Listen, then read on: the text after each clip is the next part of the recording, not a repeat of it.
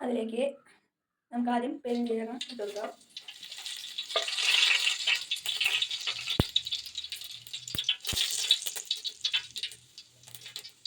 പെരുംജീരകം മുരിഞ്ഞ് വരുമ്പോൾ കുറച്ച് കടുക്, കുറച്ച് കുരുമുളക്,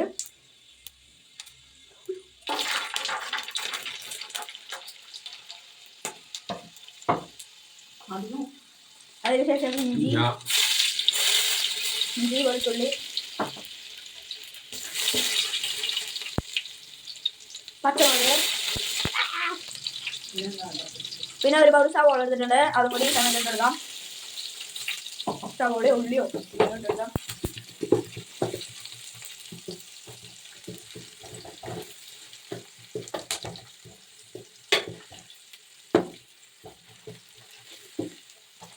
സവോള നല്ലോണം വാടി വന്നിട്ടുണ്ട്. ഇനി നമുക്ക് അതിലേക്ക് മെയിൻ സാധനം ഉപ്പ് ചേർത്ത് കൊടുക്കാം.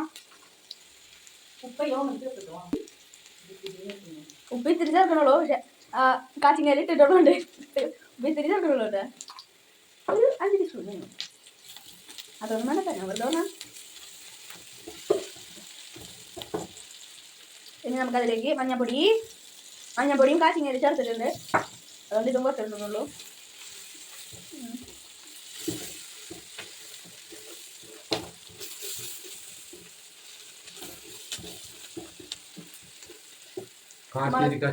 കാശ്മീരി മുളക് പൊടിയാണ് നമ്മൾ ചേർത്തുള്ളൂ. കാശ്മീരി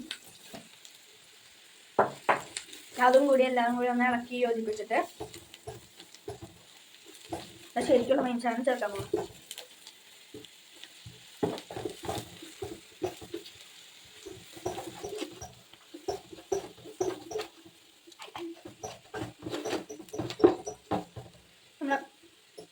ഇനി കുറച്ച് കറിവേപ്പില,